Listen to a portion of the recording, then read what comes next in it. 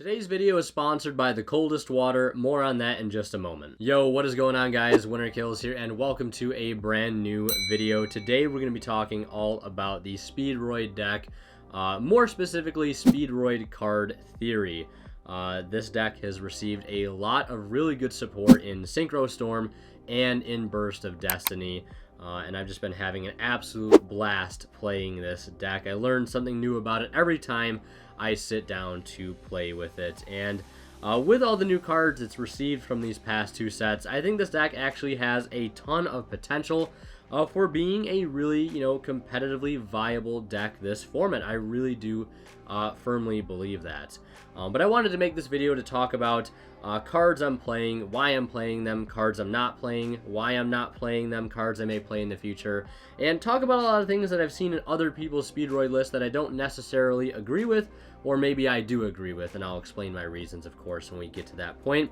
And I'll also be separating this video into different sections because there's a lot of talking points, and I want to keep things as organized as possible with all the information. And really quickly, before we hop into the video itself, I'd like to tell you guys about today's sponsor, which is the Coldest Water. If you didn't know, they do sell really high quality insulated water bottles over on their website alongside a whole bunch of other really awesome products. But I've been able to use one of their water bottles firsthand for the past month or so, and I've got to say I've really enjoyed it.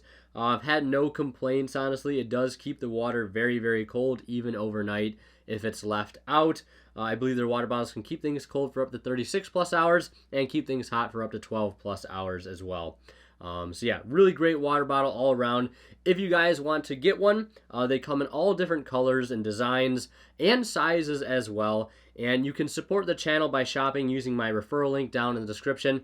Anytime you guys shop and check out using that link, a small bit of the revenue from your purchase goes back into the channel. Or you guys could use my discount code WK at checkout to save 10% off your entire order and support the channel. And there should also be a giveaway link down in the description as well. They do weekly giveaways over on their website for their 1-gallon water bottles that retail for I think about 130 bucks. So if you want to try and win one for free, check it out at the link below, or over on their website. They should have access to their giveaways on their site as well. So if you guys want to support the channel, definitely check out the links below. And again, thank you to the Coldest for sponsoring this video.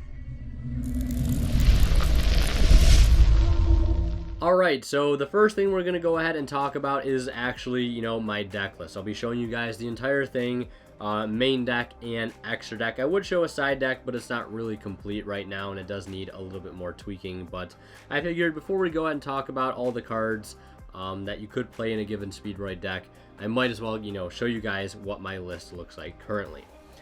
So we'll go ahead and go through the deck list here really quickly. I'm not going to go into a bunch of detail like I normally do. I just want to show you guys what my list looks like. So we have 3 Wynn the Wind Channeler, 3 Ultra Hound, 1 Terror Top, 1 Marble Machine, and 3 copies of Small World. Those are our starter cards in the deck. If you want to count them, that is 11. Then we'll move on here. We have 3 copies of Taketomborg, 2 copies of CarTurbo, 2 copies of Denden Daiko Duke, 2 copies of Red Haired Hasty Horse, 1 Speedroid Rubber Band Plane, 2 copies of the Speed Recovery. That's it for our superior extenders. Pretty standard for the most part. You might be seeing some ratios that aren't typically standard. Then for our additional extenders, we have these 3 right here: the Double Yo-Yo, Red Eye Dice, and Dupligate to round it out. And then into our defensive cards, we have, of course, 3 Crossout Designator. We have 1 Triple Tactics Talents, 1 Call by the Grave, 2 Ash Blossom and Joyous Spring, 2 Droll and Lockbird, double Infinite Impermanence, 1 Effect Bailer, 1 Nibiru the Primal Being, and 1 Godarla the Mystery Dust Kaiju. And that rounds out the 40 card main deck. And now we'll quickly go through the extra deck here, where we have 1 copy of High Speedroid Clearwing Rider, 1 copy of Baron de Fleur, 1 copy of Crystal Clearwing Synchro Dragon, beautiful ghost rare there, 2 copies of Crystal Wing, 1 Kite Drake, and 1 Clearwing Synchro Dragon, 1 Wind Pegasus, 1 Juju, 1 Chanbara, 1 Hagoita, 1 Puzzle, not 1 but 2 Cork Shooters, and last but not least 1 Rubber Band Shooter for our only Link monster in the extra deck. So that's a quick deck profile there. Let's go and move into our next topic. Alright, so the first thing I want to go ahead and talk about actually kind of has something to do with these 2 cards right here. That's Wynn the Wind Chandler and Small World. And the reason I want to talk about these first is because for those that don't know, one of the upcoming sort of like side sets, Brothers of Legend, which I think is set to release sometime in December. I could be wrong. I don't know the exact release date. But in that set was confirmed to be Speedroid Scratch, which for those that don't know what it is, I'll put a picture of it up here on the screen since I obviously don't have the card yet. But basically it is signet mining for Speedroids, except it's a little worse than that because you do have to specifically discard a Speedroid card, and it does specifically have to hit the graveyard. And now I've seen a lot of talk in the community, you know, based on what I've seen in the Speedroid Facebook page, and all these other things, that people tend to be gravitating more towards Speedroid Scratch, and I honestly can't find a reason why.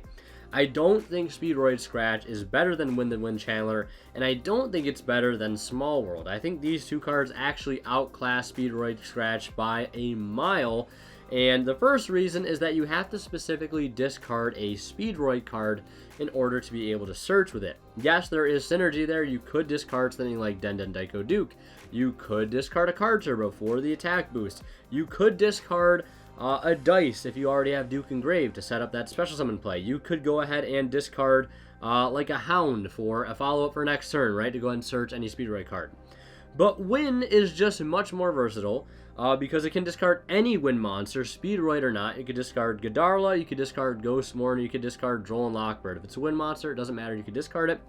And it importantly doesn't have to hit the graveyard like Wynn does. Wynn just could get banished when you discard it. If you're under D-Shifter, if you're under you know, D-Prison, Macrocosmos, whatever it may be, you can still use Wynn the Wind Chandler, and I find that to be very important. And it also has the ability to special summon itself to the field if a Wynn monster you control is destroyed by battle. So it can kind of even, you know, block some damage and kind of act as like a reactive extender too, which is really nice.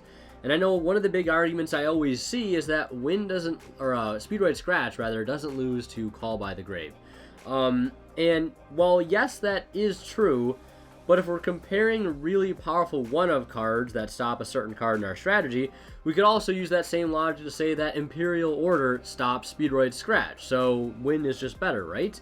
I mean, both IO and Call by the Grave are played very heavily in today's meta, so saying Wynn loses to Call by and Scratch doesn't, therefore we should play Scratch, really doesn't make any sense in my book.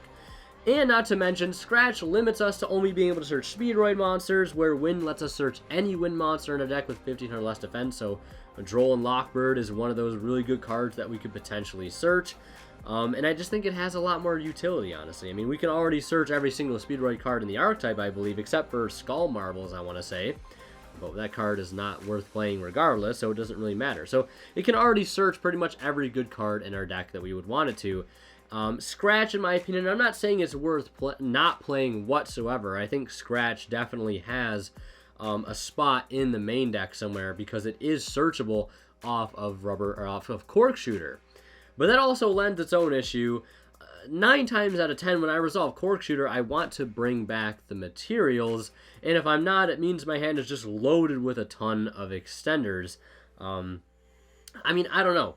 Like, at that point, would I even want to search Scratch if I already have all the really good extender targets in my hand already? Maybe I'd already want to just be searching Dupligate at that point to have as a better interruption against decks like Tri-Brigade, or maybe even Sword Soul, right? Because decks like that bouncing the normal summon back to the hand tends to be of high value. So yeah, I don't know. And Small World is just absolutely insane. I've been doing so much testing with this card in this deck, and if you're not playing 3 Small World and Speedroid, I just quite honestly don't know what you're doing. It lets you turn pretty much like a huge majority of cards in your main deck into Terratop because of some of the hand traps we're playing. Specifically cards like Veiler, Droll and Lockbird, and Ash Blossom and Joyous Spring. Even like Nibiru could help you go ahead and grab a Terratop. Even Godarla, Red-Haired Hasty Horse, which is already a really good extender. Wynn the Wind Channeler. If you're playing Nemesis Corridor, you can use that as a starting point to get to Terratop. But like Small World, you could go ahead and reveal Ash Blossom, and then reveal a Droll in your deck, and then grab Terratop because the only thing that matches there is Wind. You could start with Droll Knockbird, reveal Hasty Horse, and grab Terror Top, because the only thing that matches between all of them is Wynn. You could start with Droll Knockbird, reveal Godarla. You could start with Wynn and reveal Godarla to grab Terror Top. There's just so many ways to do it. You could start with Valor, go into Nibiru, and then Nibiru into Terror Top, because both Nibiru and Terror Top have 600 defense, interestingly enough. And a lot of the times, the card you banish from deck you don't care about, so you do technically lose a card in hand, but then again, Terror Top is going to greatly make up for that lost card in hand. And the thing I like the most about Small World, over cards like Win the Wind Chandler, and over cards like Speedroid Scratch, is that Small World does not discard for cost. So if my opponent is going to Ash it, they don't first get to let me go -2 before they get to decide to do that. They either decide yes or no when I play it. Either I do search or I do not. You do not have to reveal and banish for cost. That you just simply play it and they have to respond right then and there. They don't get to see any additional information to begin with. And not to mention, like, this card just gets better and better. You can use it to search other hand traps like Lancia and Spell Canceller, which is insane in the side deck. That card is an outright blowout, and especially if you pair it with Rubber Band Shooter, right? You can just use Rubber Band Shooter's additional normal summon effect to go ahead and put a Spell Canceller on the field. And in some of my combos, I've been able to end on Baron Crystal Wing Spell Canceller or Double Crystal Wing Spell Canceller. And at that point, my opponent is probably not winning the game, because a lot of the really high impact spell cards our deck normally loses to, like Dark Lure and Droplets, cannot be activated. And they also can't minus at that point either. So yeah, I love Speedroid Scratch. I'm really happy the deck is getting it, but I just don't think it really beats these two current searchers. At the end of the day, we're always really trying to search Terror Top, and while Speedroid Scratch can search any Speedroid card, so can these. So I really don't see the need to play more than one Scratch at most if you really want to. So yeah, that's the first thing I wanted to go ahead and talk about is Speedroid Scratch. Let's go ahead and move into our next topic. Alright, so for my next topic, I wanted to actually talk about Speedroid Wheel, a card that you guys saw wasn't actually in my deck list, and I'll explain why here in just a moment. But first, we'll talk about the pros of Speedroid Wheel. And when I think of the good things about Speedroid Wheel, there's mainly like 3 things that I can think of. The first thing that comes to mind is that it can be used to get into Rubber Band Shooter without using your normal summon. That's like one of the best things about it. And I know a lot of other lists that play things like Appaloosa, Auroradon, Boral Savage Dragon that are essentially playing CarTurbo with the Speedroid engine, right? If they want to do that, that's totally fine. Yeah, that's one of the good things about it. You can just go right into Rubber Band Shooter without using a normal summon, and that, has its merits already. The second thing is being able to get cards like Duke out of your deck paired alongside other non-tuners to be able to synchro, then have an extender engraved. It can also just outright act as a discard outlet. That's another pro for getting things like Dice or Dupligate into the graveyard, or even Scratch, since it says, it says discard any card, so it really doesn't matter. So you can, discard a wide range of cards to the graveyard to do whatever you want with later on. And it's also, again, a Speedroid card, so we can search it off of Cork Shooter, which is pretty cool. You can use it to sort of block damage mid-combo, when your opponent's trying to get in for a lot of damage. It's really good. But the cons that go with it, I really don't like.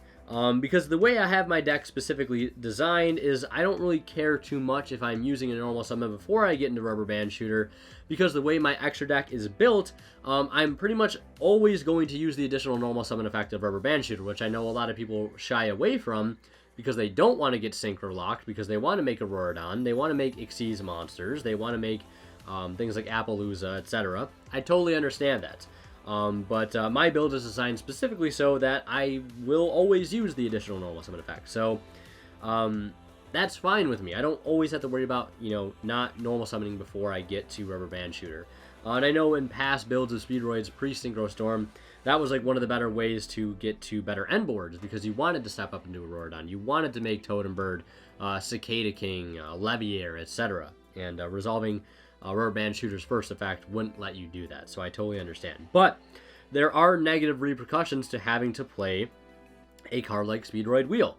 And the first is that you do have to play multiple level 1s within the deck. Whether you're playing 2 red-eyed dice or you're playing a malicious magnet and a dice, which I've seen some people do, you're adding the amount of cards in your, like, you're increasing the amount of cards in your deck that you don't want to draw. When I was playing the wheel in my deck, I was playing 2 red-eyed dice because I wanted to increase my odds of being able to special summon 2 monsters off of wheel as much as I could, to prevent it from becoming like a slightly better 1-for-1, because you could discard any card. And by the way, I don't think 1-for-1 deserves a spot in this deck whatsoever. I think it's redundant if you're playing wheel, and you already have so many ways to get dice out of your deck that playing 1-for-1 just seems absolutely pointless. There, I said it. But yeah, that was mainly for me. The biggest reason I didn't like playing wheel is because it is a luck-based card, and we already have so many sort of like RNG factors going for us in this deck regarding things like rubber band shooter, and I already don't like that enough to begin with. Yeah, having to play multiple dice in the main deck was just not the move. Multiple dice means more brick hands, and I wanted to make this deck as consistently as it could possibly be, to end on things like Crystal Wing Baroness, or Crystal Wing, double Crystal Wing Baroness, or Crystal Clear Wing Baron, right? Really solid end boards that a lot of times have very, very good follow-up that if my opponent doesn't address, they're going to face the negative repercussions. And I find that 1 dice is perfectly fine. I don't miss wheel whatsoever. Not to mention it's also a really bad top deck. And yeah, because like you could still play wheel and play 1 dice, but then you're rolling a 1 and you hope you're not rolling a 1 and a 2, because if you roll a 1 and 2, that means you have to summon just 1 monster, and you're going minus there. And it's also just another good opportunity for your opponent to ash you and for you to lose out on 2 cards. And like we already have so many cards in this deck, at least in my particular build, that require you to discard cards. That's Wynn, that's Small World, that's 6 total cards. That is more than enough for me. I was playing Drop It before and Wheel, and you can kind of see that's just so many cards you're using that force you to discard, and I just really don't like that. So that's my opinion on Wheel. Like with or without it, like honestly, like you could play it, like it's entirely player preference. Like I said, I've been playing without wheel for a couple weeks now, and honestly, I just don't miss the card. Like, yes, getting into Rubber Band Shooter without your normal summon is very, very enticing. But like, yeah, I mean, it's also like a very weak starter too. Just because like what you're getting off it is completely random. Yes, at the end of the day, if you're relying on wheel to roll you multiple, like a number that can get you multiple bodies on field, and then you're relying on your Rubber Band Shooter to resolve to get you a normal summon you actually want, it also makes your combos just much more fragile, because this is already a big enough choke point as is. So yeah, that's my thoughts on wheel. I don't really have much else to say on the card. Again, if anything, maybe it deserves a spot as a 1-of, because it's searchable off a Cork shooter, right? That's always an option. And if you want to design your deck around wheel, that's totally viable. You do have to play multiple level 1 targets, and maybe even multiple Marble Machines, right? Because like if you special summon Marble Machine off of it, maybe you roll a 5, right? You summon Marble Machine and Duke. You can make a level 5 Synchro right there. And if you want to have Marble Machine be a part of your normal combo at any other point, like if you get Terror Top, off of your Rubber Band Shooter, you can normal the Terror Top. In fact, you go search Marble Machine. Marble Machine gets you another body, Taketomborg, and you can make some really extravagant fields there. Only if you play multiple Marble Machine, which lends itself to more problems, like having to play 5 normal summons in the deck, 6 normal summons, which I think is already way too much.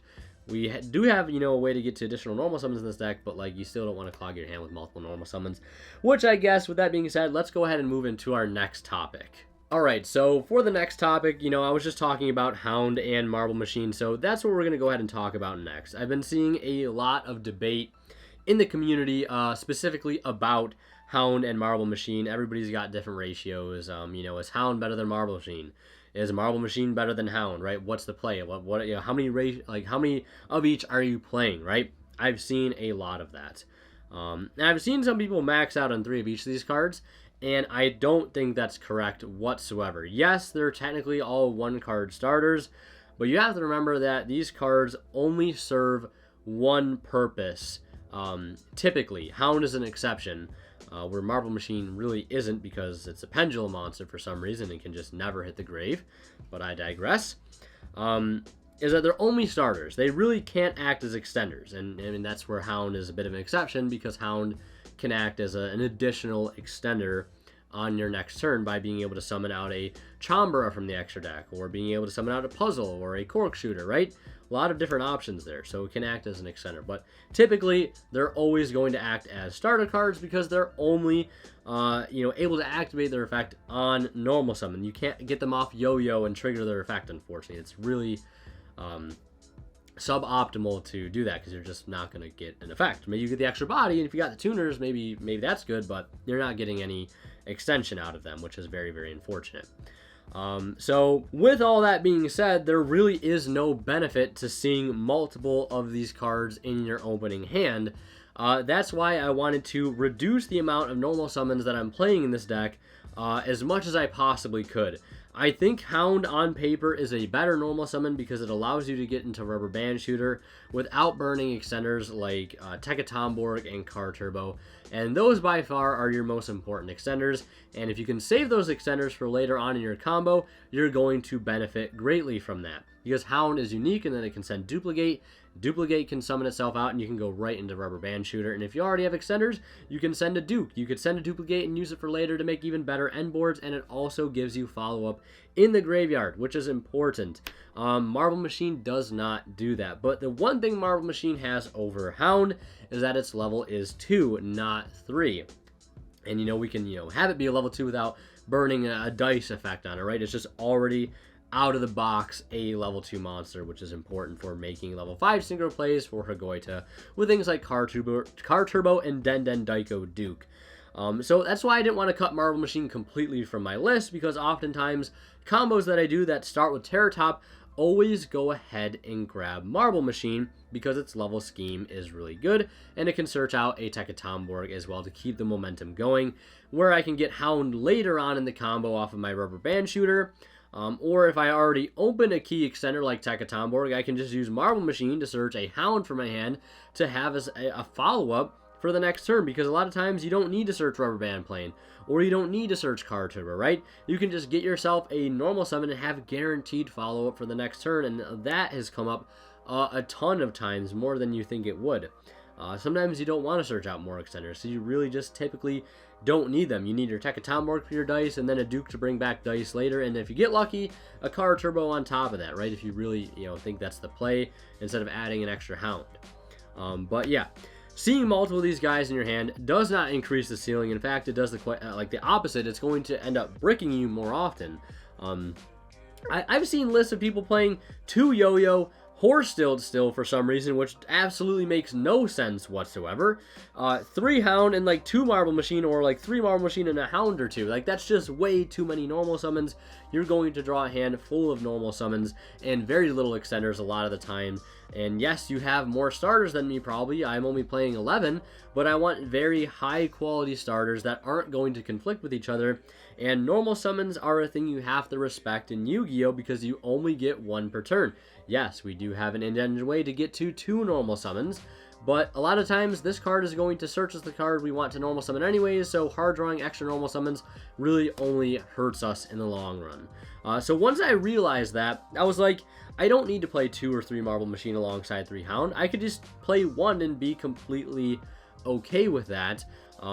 Just because seeing Hound as my normal summon over Marble Machine a lot of times doesn't hinder my plays. This is a card I really want to see in my opening hand, because a lot of times I can still do my full combo with it, and it has the added benefit of giving me follow-up engrave that Marble Machine does not. Marble Machine, I think, by no means is cuttable. Maybe I'll go to 2 Hound and 1 Marble Machine at some point, but right now I think 11 starters is good. I don't want to go down to 10. 11 I think is my absolute bare minimum of starter cards, since we only draw 5 cards to start our turns now. Maybe that wasn't the case. I think 10 would be okay. Maybe Scratch will come into the deck and I'll replace a Hound for a Scratch, because it's not a normal summon. It can be an extender or 2 at some points. Maybe that's what I'll do. But that's pretty much all I wanted to say on Hound and Marble Machine. I think they both serve a very good purpose. I think both should be played in the main deck, but I do not think you should play more than 5 normal summons in the deck. 5 normal summons. That's how many I'm playing. The 3 Hound, the Marble Machine, and the Yo-Yo. I think that's more than enough I think more than that, you're going to just be drawing too many brick hands. Yo-Yo is maybe a bit of an exception because it can give you additional follow-up and help you in the grind game, but it can also help you brick, and bricking loses you games. This deck already has a lot of fragile points. Why hinder the consistency any more than we have to? So yeah, that's my piece on Hound and Marble Machine. We'll go ahead and move on to the next topic. Alright, so for this next portion of the video, I wanted to go ahead and talk about shortcuts with the deck. A way to save time and, you know, make your combos faster and spend less time thinking, because in a tournament setting, you want to play as quickly and as efficiently as possible to avoid going into a time situation, which nobody really wants to get into.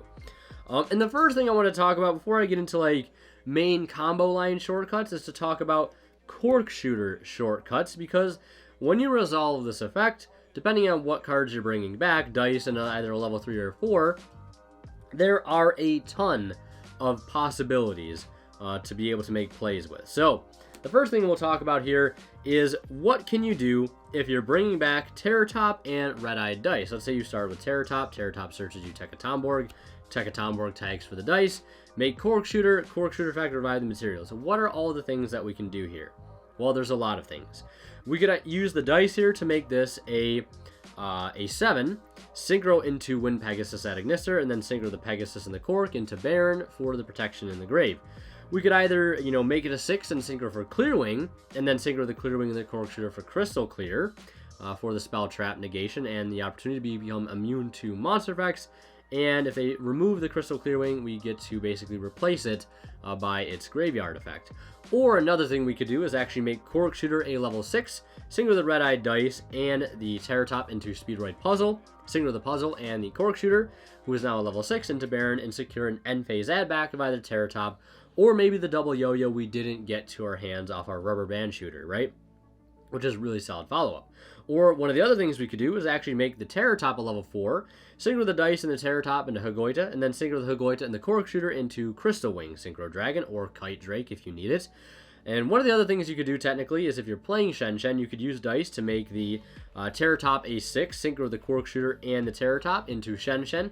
Battle phase, Shen Shen, return a banished card to the graveyard. Maybe it's Wynn Pegasus, maybe it's Duke, right? And then main phase 2, you could Synchro the Red-Eyed Dice and the Shen Shen to the grave for a copy of Baron de Fleur. There's a ton of things you could do there. Now, it changes if you're, per se, bringing back a level 5, right? Maybe you're bringing back Hagoita. There's other things you can do. You can use Red-Eyed Dice to make the Cork Shooter 5, Synchro Baron, and you have the extra body on field to bring back the Hagoita with, to maybe Synchro into a Juju to send a card, or have the protection. Or you could actually use the Red-Eyed Dice here to make Cork Shooter a level 4, and then Synchro the Red-Eyed Dice and the Hagoita into Stardust Charge Warrior, pick up a draw, and then Synchro the Charge Warrior and the level 4 Cork Shooter into Baron de Fleur. You could also, I guess, technically, with either this option here or the level 3 option, make this a 6, Synchro into any 7, and then Synchro the Ad Ignister and the Cork Shooter into Stardust Warrior. That's something you could do. Like, there's, like, so many things you could do at this point. Or if you already have a level 3 on field, or you already have a Hagoita on field and you're resolving Cork Shooter with the 3, you could just not use dice here, Synchro the Dice and the Puzzle, or Synchro the Dice and the Terror Top into Puzzle, and then Synchro Puzzle, Hagoita, and Cork Shooter into a copy of Cosmic Blazar Dragon, which is actually insane. You can do that, I believe, if you open up Terror Top plus Marble Machine. And if you don't get the double yo-yo, I think, off that combo line, you can get Crystal Wing plus Baroness instead of Crystal Wing plus Blazar. Yeah, like if you already have a Goita on field, right, maybe you brought it back because you had a tuner on field to start your turn, right, and then you're resolving a Cork Shooter, right, you could technically, you know, not level mod here and make a puzzle, make, you know, Cosmic Blazar with the follow-up too, which is insane. I think if you're going to make Cosmic Blazar, you got to make it with Puzzle, and you got to secure yourself that end phase add back because you're going to be burning a lot of resources. No, you do not need Martial Metal Marcher to make Cosmic Blazar Dragon. If anybody tells you that, they are wrong, and they need to learn the combo of Terror Top plus Marble Machine that lets you get either Crystal Wing Baroness or Crystal Wing Blazar depending on what you get. And you also get to make that crystal wing before you resolve rubber band shooter, which is really nice, but it does still loosen a beer, which is why you should play Crossout Designator. So without like completely destroying my voice here and going to every possible combination with Cork shooter here, just, you know, the more relevant ones, we'll go ahead and talk about sort of like main deck combo lines here that don't just revolve around the you know, what you can do off of the Cork shooter. I guess one of the last things here I could talk about is like if you have, like, let's say you got the lucky path here, and you resolve the Cork shooter. Typically, one thing you could do here is make this a level 5, and then synchro the red eye dice and the yo-yo into a copy of the Hagoita, and then synchro the Hagoita and the level 5 Cork shooter into a copy of Baron, and then you have the Hagoita engraved. So if you have a CarTurbo or a Duke, you can bring back the Cork shooter, which will be a level 3 again on the field. You can bring back the Hagoita, make Crystal Wing, and then you have Baron plus Crystal Wing. So having the extra level 4 on field really doesn't change too much in the grand scheme of things. The things you can do, it just allows you to get easier access to Goita, and you can use your red eye dice to modify strictly Cork shooter, or you could like modify your Terratop if you got like Dupligate and engrave, and you can just make it one level higher than you actually want it to be, so when you summon out Dupligate to level lead off of it, it's the proper level. So yeah, that's that with Cork shooter. And again, I could keep going into detail, but I'd rather save my voice at this point. If anybody else has any other shortcuts, feel free to drop them down in the comments like I mentioned earlier. But one of the quick shortcuts is like to be able to like know how much you're going to be able to do in a given turn, like how many interruptions you're going to be able to end on. There's one simple thing to look for, and it's, did you have to use Denden Daiko Duke to summon your red eye dice to be able to make Cork shooter? If the answer is yes, if you did have to burn the pivotal extender that is Denden Daiko Duke in order to get into Cork shooter for the first time, you're typically only going to be able to end on a Crystal Wing or a Baron or a Crystal Clear Wing, because you're really only going to be able to resolve the Cork shooter, get whatever you get off of it, and that's that. You do typically need the high quality extender in the grave that is Duke to be able to bring back out the shooter or the dice one more time to be able to continue making more interruptions. So if you find yourself in a desperate situation, and again, you had to use like Duke to go ahead and bring out the dice, then that's what you had to do. Like maybe you opened up a copy of Hound and dice, and maybe you had no other extenders, right? You had all hand traps in your hand. You're going to have to normal summon the Hound. You could either send Dupligate and go into Rubber Band Shooter, or if you have the dice in hand, right, you could just go Duke, summon out the dice effect to make Cork Shooter, bring back the materials, and then mod your levels accordingly there. You're not going to be able to do much else unless you have like a speed recovery, or you have a Duke still live engraved. That's just one sort of simple thing that I've learned, is try to always not use Duke to bring out dice. Use Taketomborg to bring out the dice, and try to get the Duke engraved via other means. One of my favorite ways to do that is a combo, in a combo line that I do typically that somebody sent me on Facebook actually. I don't know where they got the combo from, but if you're watching this, thank you for sending me that. It's a combo I use quite regularly now, where you use your Rubber Band Shooter to reveal both Hound and Duke. That way you're guaranteeing yourself a Duke in graveyard, or a Duke in hand to be able to get your additional normal summon with. Synchro your Marble machine that you typically have on field with the Duke, make the Hagoita, then make Baron, and then you have Duke plus Hagoita ready engraved to make a level 8. So like really good. And then if you get the Hound can dump Dupligate can level it off the Hound, and then the Marble plus the level 2 Hound plus the Dupligate is still Hagoita.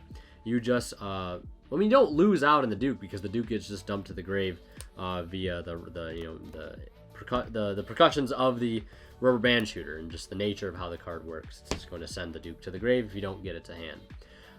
So yeah, those are some combo shortcuts. Let's move on to the next topic. All right, so this next segment here is typically just dealing with follow-up and how to get it, as I worded it in my notes. One of my favorite combos to do is just off of Terratop, because we play 7 copies of Terratop. So it's very, very easy to get access to this card. And one of the things I like doing typically, and let's say to make this easier, let's say you have Terratop access plus a Taketomborg in hand. You're going to go ahead and special summon the Terratop. Terratop's going to add you Marble Machine, and Marble Machine is going to go ahead and normally add you Taketomborg here if you didn't already open it. This is a key point to either decide whether or not you want to get greedy. Maybe the unknowns are known at this point and you know your opponent has no way to interrupt you. Yes, you can grab an extender like CarTurbo here, or rubber band plane. It won't ultimately change your end board too much, but if you need a little more firepower and maybe you have resources and grave available to you, going for that is, you know, a thing you can do. But if I already have the extender that I was going to search off Marble Machine and I know where this combo is going to take me, I'm adding Hound for next turn, because if there's one thing you need with this deck, it's you need follow-up. And having a really good normal summon to start your next turn that can get you a Dupe to the grave, or a Dupligate, or a CarTurbo to be able to boost one of your monsters over a problematic card the opponent has, is second to none. So that's just one simple way to do it. Also, please, please, please play Puzzle in your extra deck. The amount of times that I've made Baron with a level 6 shooter in Puzzle, which secured me an end phase add back of the Terror Top or double yo-yo, the amount of times that has come in clutch, I can't even count. It's happened so many times. Please play Puzzle. It is such an important card, and not to mention its battle phase effect is really clutch. If it attacks a special summon monster at the start of the damage step, you can make it its attack become double its current attack, and if you pair that with CarTurbo, you can make it 4200. And that's going to get over a Dragoon that's negated a card, and that is really strong. So follow up. That's why, like, I see a lot of people making Baron with Wynn Pegasus, and that's great if you already have follow-up established, but let's say you don't and your follow-up isn't guaranteed, right? You know, why not just make a puzzle instead? Because if you're ending on just a Baron and no follow-up, and they clear the Baron, they destroy it, and they play into your Pegasus, you do spin a card back, but you also have no gas and tank for your next turn, which is a problem in of its own. Not only did they clear your Baron, but you don't have any follow-up.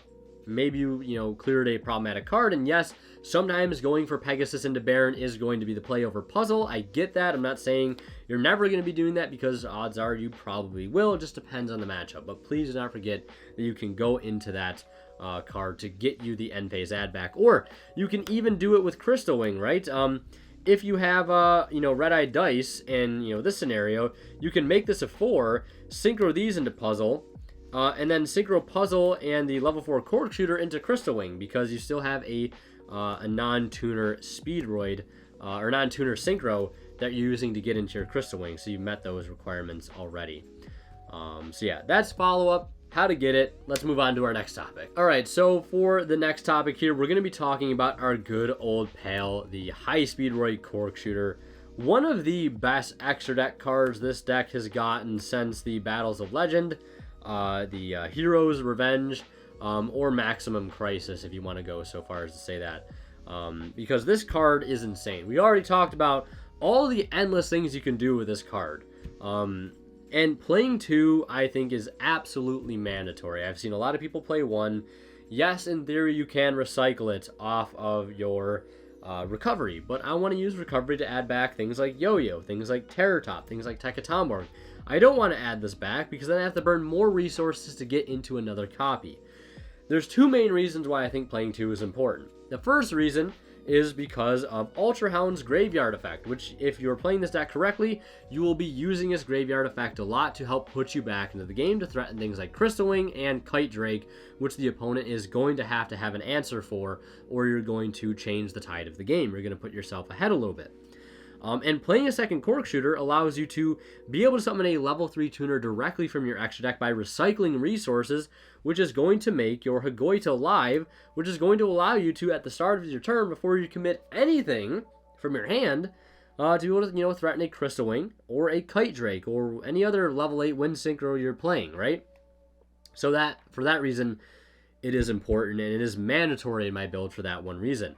The second reason being, having a second copy of Cork Shooter in the extra deck if the first one gets stopped is so incredibly important. The amount of gas you get off of this card, the amount of push you can make off of just resolving Cork Shooter's effect to summon back the materials is so important. You don't want to be going into that next turn after your first push got stopped and not have another one of these cards. I really don't know what other cards you could put in the extra deck that could serve that role that this card is going to play, because this card again gets you into so much, and if it starts resolving, you're going to get so much farther ahead. And having a second copy just for follow-up is great, whether you're using off Hound or you're just hard making another one later on. So 2 Cork Shooter, I think end of the story, end of the discussion. 2 is absolutely mandatory. If you're not playing 2, please try to give me a good reason why, and the reason better not be you're playing Martial Metal Marcher, because this card outclasses that card in every way, shape, or form. And who knows, maybe late game having a second copy in the extra deck is going to come up to be able to search something like Dupligate or Wheel if you're playing it, or Scratch, right? Whatever it may be. If you need that pivotal and searchable interruption off of a card like Dupligate, having another copy in your extra deck is going to be important to do that, because there is no other card that searches Speedroid cards like Cork Shooter does. I mean, well, it searches spells and traps, and there's no other card in the deck that searches Speedroid spell or traps directly. Hound technically searches them, but they don't go to your hand. So yeah, that's what I want to talk about with Cork Shooter. Let's move on to our next topic. All right, so we've been going for about, I think 50 minutes right now, and I'm honestly not surprised. I have a lot of things to talk about. The next topic I had written down here was Small World, and I think I already touched on this at the beginning of the video when we were talking about Speedroid Scratch. This card, I think, is a mandatory 3 of in the deck. Especially since I'm playing Crossout Designator. A lot of my Crossout targets in the deck, like I already talked about, can act as starting points or bridges for Small World, and allows my hand traps to be not only just defensive cards, but like they can kind of act as extenders, which is really, really awesome. So yeah, like I said, we already pretty much touched on Small World. If anybody has any more questions about Small World in this deck, please feel free to leave a comment and ask your question, or you can hit me up on Discord, Facebook, or Twitter, and I will try to answer your questions revolving around Small World that you have. So now the next thing here, we'll just segue into this right away, is Crossout Designator. This card I've been back and forth on for, you know, the first couple weeks I was playing this deck, and I kind of knew going into the One Deck One Month I wanted to play this card again, or I wanted to try it at least. And I think this card is, I don't want to say mandatory, because it's not an engine card, so it's not mandatory technically. Small World could technically be classified as an engine card, because it's basically Terror Top. But Crossout Designator fixes a problem the deck has, and it like lets you play Small World too, because you get to add into your deck a bunch of hand traps that again act as crossout targets that can also be bridges or starting points for Small World. But there are a lot of hand traps that this deck can die to in any given combo. The 2 biggest offenders being Imperm on Rubber Band Shooter or Cork Shooter, or Nibiru at pretty much any point in the combo before you establish Baron or Crystal Wing, and a lot of times that happens a little bit later into the combo.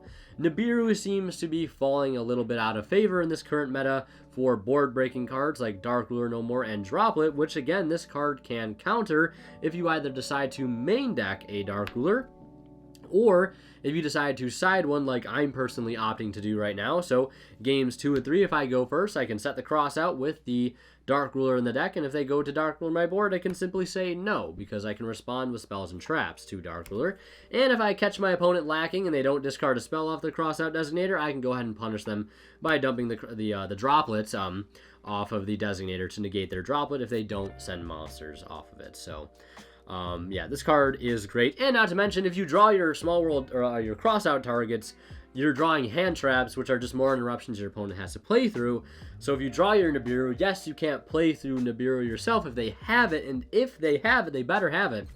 But you can also Nibiru them back if it is a card that tends to hurt their deck.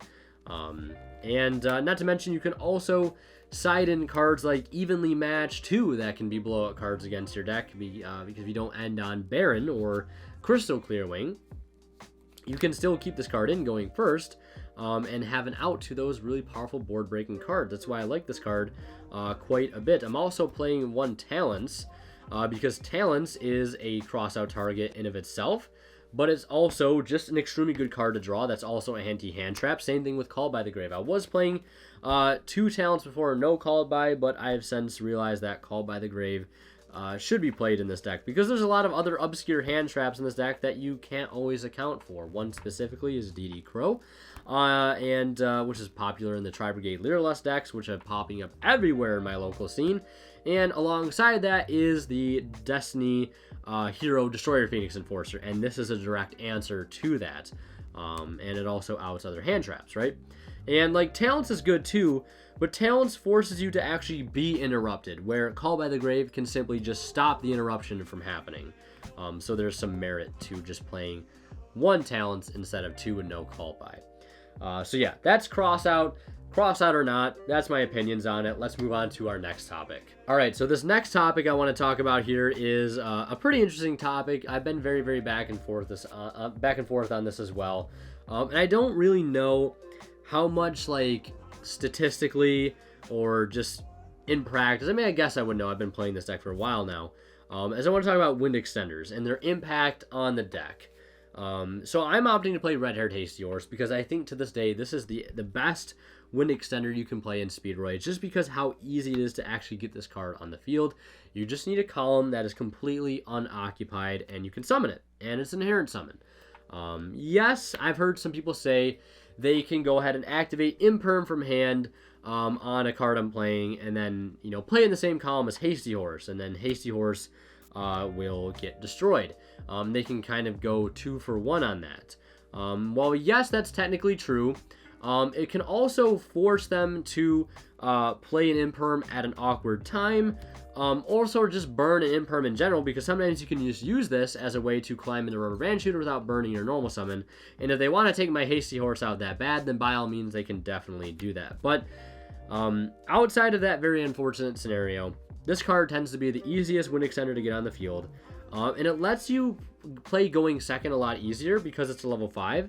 So it paired with either CarTurbo, Taketomborg, or Dendendaiko Duke can get you access to Kite Drake extremely early in your turn and help you basically demand one interruption be burned from your opponent, because they have to respond to this or they're going to lose the entire field. So Hasty Horse has the good synergy of being able to go into Kite Drake plays. You could argue Primitive Butterfly could do the same thing, but Primitive Butterfly conflicts with Terratop, and I don't want any cards in my deck that conflict with the best card in my deck, and that's Terratop. That just seems like nonsense. Why would I want to do that? Dinotherium is also a cool card as well, but Dinotherium seems a little bit more worse now that Sword Soul is in the meta, and other decks in general that have level 4 bodies that they could bring out. Yeah, I don't know. Dinotherium seems very good, but I just haven't, you know, seen enough decks right now that, or at least I haven't come across enough, like, opportunities to be able to, like, you know, take notes on how many decks I'm consistently playing against that have level 4 bodies in their graveyard. I guess Tri-Brigade is one of those decks too, and I don't want to give them back a free Fractal. You know, that's also a problem. We're giving my opponents, you know, should all monsters out of grave, or stealing any of my monsters out of grave, which granted I don't think I am playing any level 4s in my main deck. Yeah, I'm not playing any level 4s except for a double yo-yo, so they could steal a double yo-yo out of my graveyard, but that, like, would hardly ever come up. So Dinotherium is a close second, but the level, in my opinion, is what matters the most. This is also a crossout bridge because it is a beast. So I could turn any Speedroid monster in my hand that's suboptimal at that point, and go through Hasty Horse into a Terratop, because nothing matches there. The problem with Dinotherium, too, in that sense, is that Dinotherium, interestingly enough, has, I think, the same defense as Terratop. It has 600 defense. So does Nemesis Corridor. So, like, I mean, what a coincidence, right? They both have 600 defense, so you can't search Terratop through those cards because they match on both Wynn and 600 defense. Although Nemesis Corridor is cool because it can recycle your banished Dukes and other various Synchros that you banish off of a Band Shooter, and it's a level 4 body, which is cool. But the other thing I wanted to get to is, like, wind extenders. Do they help enhance the ceiling of your combo?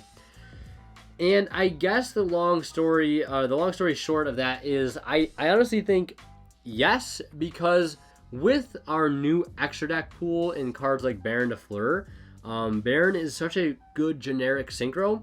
We can now use Hasty Horse with a level 5 tuner, like Cork Shooter, if we modify it with the Red Eye dice, and we can use this as an extra free body to be able to synchro with, and we can save our other monsters on the field to be able to make other more advanced synchro plays, right? So I think by that nature, you can use wind extenders as synchro pieces in a more impactful way than we would have been in the past. In the past, I think it didn't matter as much whether you had wind extenders or not, because your combo pretty much always went a rubber band shooter into a Rorodon. And whether you use, 2 wind extenders to get into your rubber band shooter, oftentimes didn't have a too big of an impact on the ceiling of your end board, and now I think it matters just a bit more. Also, you guys saw I was playing only 2 CarTurbo, and I think CarTurbo is a little bit less important now in the deck overall because it's not Crystal Wing Turbo anymore. We're having a 5 and a conveniently placed level 3 tuner matters a lot. So I think cutting down on CarTurbo made a lot of sense to me because it also freed up more space for going second cards and more cross-out targets, etc. But Red Hair Tasty Horse, I think, is just a really solid card. You can use it for quick synchro plays. You can use it to save extenders to, again, get into your rubber band shooter. And we talked about earlier how important is saving your extenders are as you move about your combo.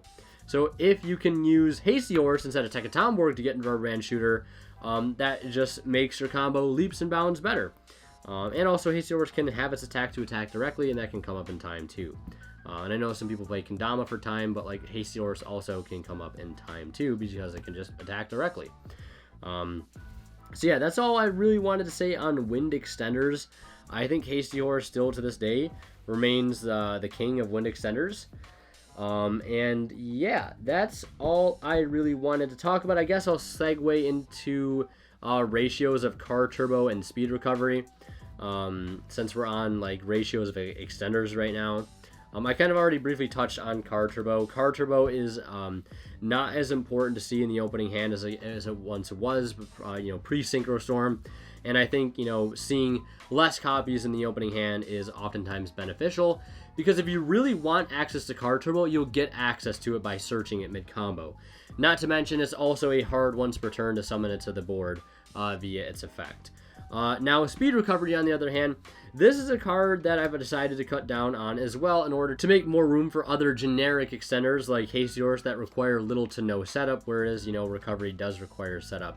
If I'm drawing a hand full with recoveries, odds are that hand is going to be more worse off unless I draw a really good starter with it. And I guess I'll go back to Hound here. The one thing I like about playing multiple Hounds in the deck is it has really good synergy with Recovery, where I can use Hound to dump dice or dump Terror Top and Recovery it back and go ahead and make more plays with the added follow-up of Recovery. So yeah. But getting back to just Recovery in general, one thing I've found is that hands where I see 2 or more of this card, like I said, it oftentimes just results in a brick, and a lot of the times you really only need 1 recovery in hand. The difference between seeing like 1 recovery versus 2 recovery doesn't oftentimes greatly change the end result of your board, and in a lot of the times where I found myself drawing 2 of these, I found that like I really wouldn't have a good use for the second one. It would kind of awkwardly sit in my hand, or maybe force me to bring back a BODE just to get it in graveyard that I really couldn't oftentimes complete a synchro with. So I wanted to cut down on my chances of seeing 2 as much as possible. This card is by no means a one of, and by no means should you play 0 copies of Speed Recovery. It's still by far, and even by today's standards, one of the best designed cards in the entire deck, a not once per turn monster reborn that also gives you follow-up on the crackback. Like, what else more could you ask for? So this card, if you're not playing this card, I try to explain to me why. You cannot give me a good explanation. I'm sorry, you just quite literally can't. If you're not playing this card, I will go ahead and say it, it's incorrect. You should be playing it. I think 2 to 3 is the proper ratios. And yeah, that's pretty much my piece on why I'm playing 2 of each of these cards.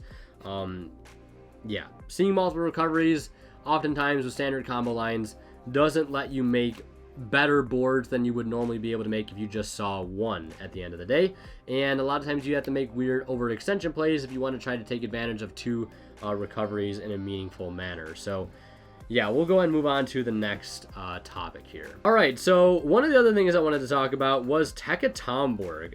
This card is insane. I will admit, I did realize a few days ago that Taketomborg's ability to tag out to summon a Speedroid tuner from the deck is not a once per turn whatsoever.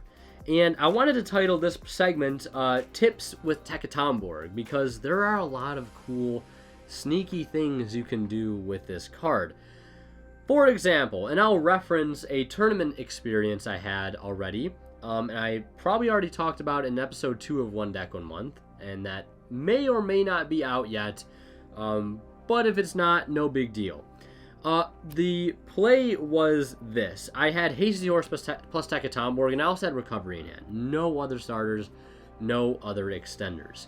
So in my brain, I'm like, I'll go ahead and summon the Hasty Horse and then spec out the Taketomborg, right? Why not? Why, burn my normal summon if I don't have to? But what I didn't realize is that, well, I mean, I did realize this. But Taketomborg, I guess at the moment I didn't. Taketomborg's effect to tag out and do a tuner is not a once per turn. And what I should have come to the realization is that if I spec Hasty Horse, spec Taketomborg, and if they ash my Taketomborg's effect to tag and do another tuner, I have to pass. Yeah, that's rough, right? That's a really rough situation. So the proper play there is to normal summon the Taketomborg, tag it out into a tuner, and if they ash it, right, whatever, you can recovery it back and tag out again, essentially making them burn and ash. You'd have to burn another extended recovery, but hey, you have follow up with it next turn, whereas they don't with ash. So yeah, it is what it is, right? And you also have to remember that you can only special summon Taketomborgs once per turn, which is also a clause that is easy to forget, which I think I may have forgotten as well. But again, I still could have normal summoned the Taketomborg, tagged out, they ash, I recover it back. That's my one time I get to special summon the Taketomborg and be like, effect again, tag out and do another tuner. So keep that in mind. You can do some cool things with double Taketomborg, like in that scenario I just mentioned there. Sometimes maybe it is better to actually normal summon Taketomborg, because if you have a way to get Taketomborg back mid-combo, you can use this effect to get another tuner again for free. And maybe that comes up if you're playing Fuki Midoshi Piper, right? Even if you open double Taketomborg, like if you normal summon Taketomborg, special summon Taketomborg, tag them both out for, Duke, or 2 Dukes and a dice, or not 2 Dukes, or Duke and dice, right? I find a lot of times you can actually get into Crystal Baron off of just both of these cards right here. So yeah, just a lot of cool things you can do with this card. Really try to gauge the situation and understand, do I need to actually special summon Taketomborg here? Because if you have a way to get it back on the field, right, maybe you can bring it back off of Yo-Yo later. That's your one special summon with it. Tag it out into a dice, make Cork Shooter, right? Maybe you already have a Duke Engrave because you sent it off of there, via a maybe Foolish if you're playing it, or a Hound if you got it there. You discarded it off of Wynn, right? Or you discarded it off of Wheel, whatever it may be, or Scratch at some point soon in the future. A lot of cool things you can do with Taketomborg. Keep that in mind. Yeah, especially because like if you normal summon this and then you have a way to get dice on field, you can use dice to make it a 2 synchro out with the the Taketomborg and the dice into Cork Shooter. Cork Shooter brings them back. And then you can use the Taketomborg there to tag out and do a tuner if you want. I don't know really why you would, but it's just something you technically can do. Maybe it comes up at some point. I don't know. But those are tips with Taketomborg. If anybody has any other tips, feel free to drop them down in the comments below. Let's move on to our next topic. So these 2 cards I'll go ahead and put together. Dupligate and Fuki Midoshi Piper. For Dupligate specifically, I have here in parentheses or quotes, 1, 2, or 3. How many should we play? I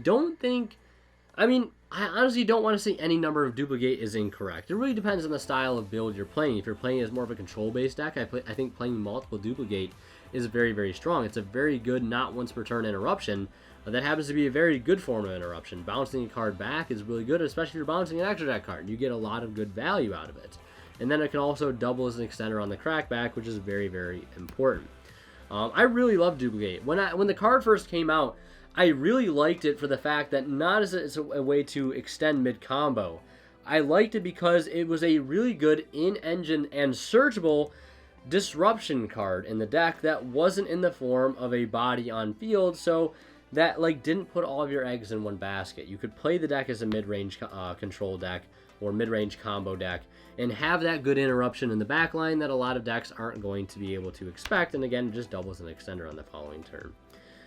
I like playing one right now just because, you know, if I don't see it, right, I can dump it off of the Hound to extend with it.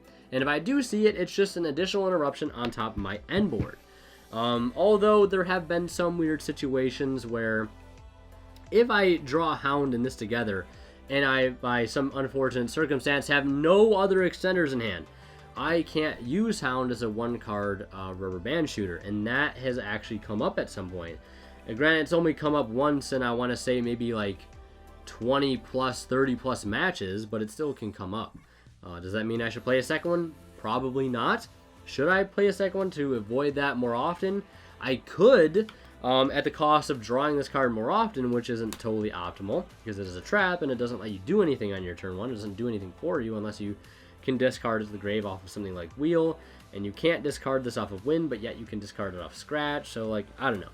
Dupligate I have mixed feelings on, but I think one right now for me is totally fine. If I had, you know, the urge to play 41 cards, maybe I would go ahead and add a Dupligate in there as the 41st card.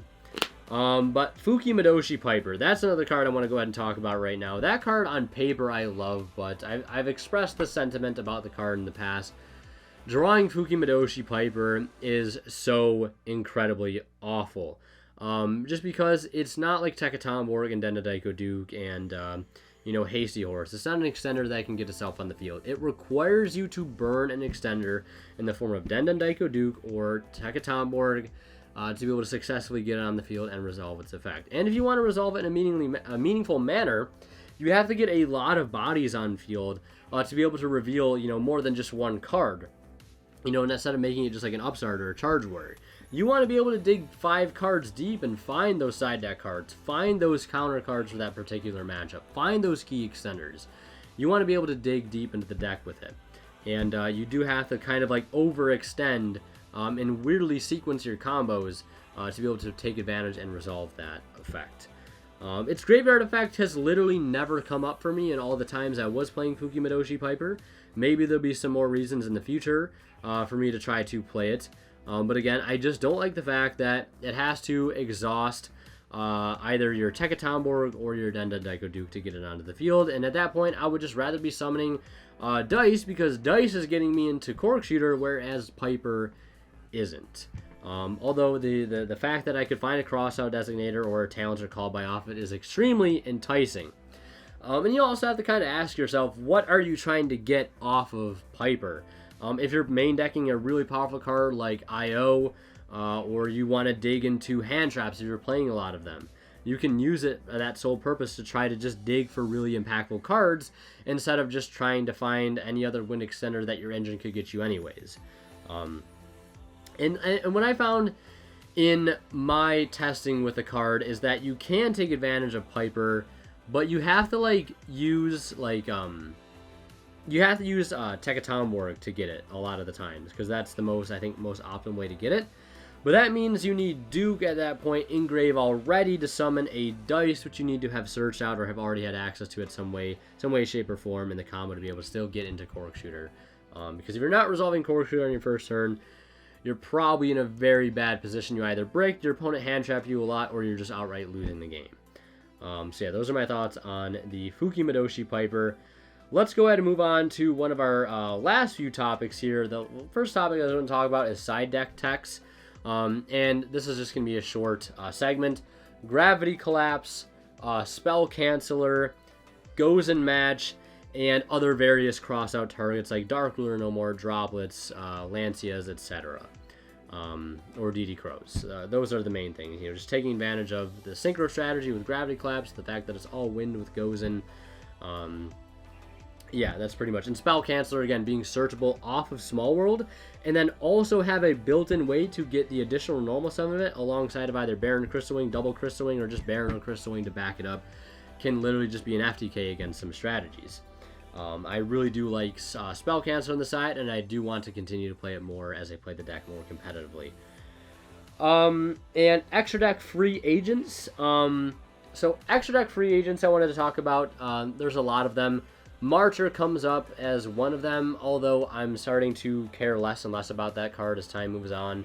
I've seen some people say that there's like a combo you can make double Crystal Wing and Baron with Marcher. I've yet to see somebody explain to me that combo. If somebody knows the combo, please, by all means, leave it down in the comments below. I would love to learn what that combo is to help myself decide whether or not I feel it's worth playing in the extra deck. Stellar Wind Wolfrayet, or Stellar Wind Wolfrayet. That card's really cool. I like that card a lot, but how do we consistently resolve it? How can I consistently end on Baron or Crystal Wing plus Wolfrayet? That's something I've yet to flesh out. If I can flesh it out, maybe it'll find its way into the extra deck because its effect is insane. And if we can make it consistently, that's really good. Shen Shen is a card that I see a lot of people playing. It has a double utility by being able to recycle and also floodgate the opponent. And you can use it as a stepping stone into Baron with dice. That's all great, but the thing with Shen Shen is it can either be the absolute worst possible card to have either on board in your extra deck that you could possibly imagine against any given matchup. Let's say you're playing against Flunderies. Shen Shen literally becomes an extender for your opponent. And yes, you're not making it, but it sits dead in your extra deck as a card you're probably not going to make at some point. So Shen Shen's either awful or it's insane. And I didn't want to have a card in my extra deck that was either awful or insane. I thought about maybe just siding it going forward for those particular matchup that's actually impactful against.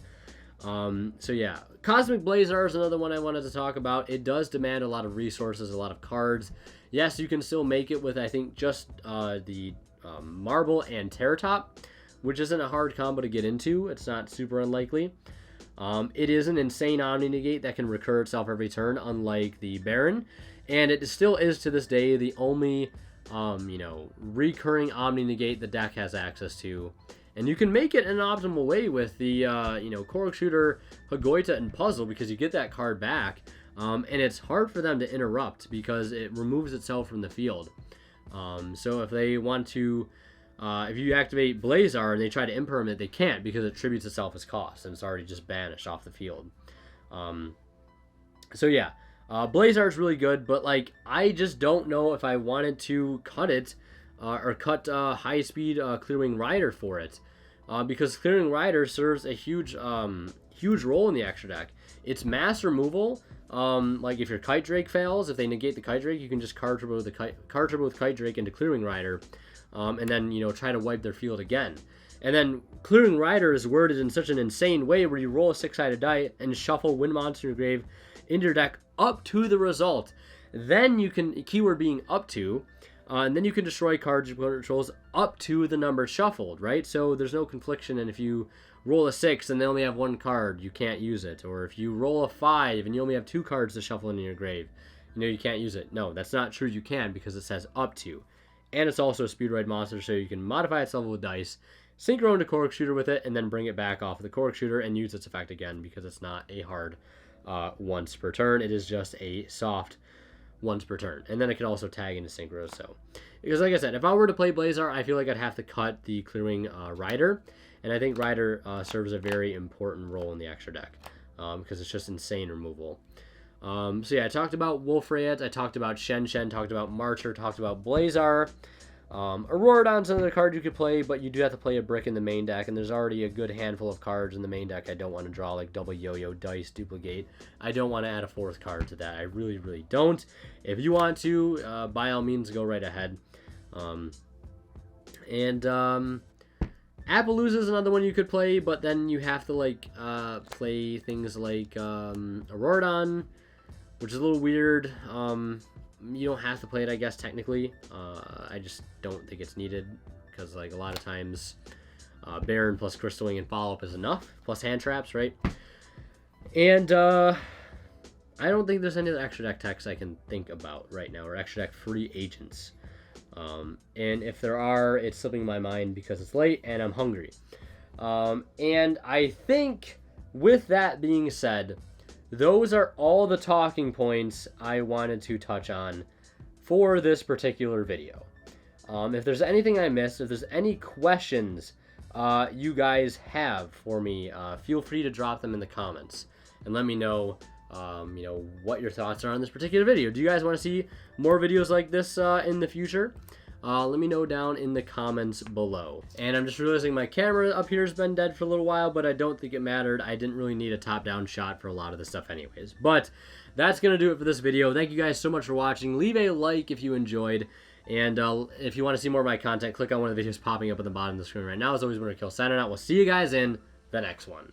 And last but not least, a huge shout out goes to our Divine Level channel members, and they are Cadillacs84, Pony Star, Keith Scissors, Tweeter0226, and Black Ninja Money. Thank you guys so much as always for your extremely generous support.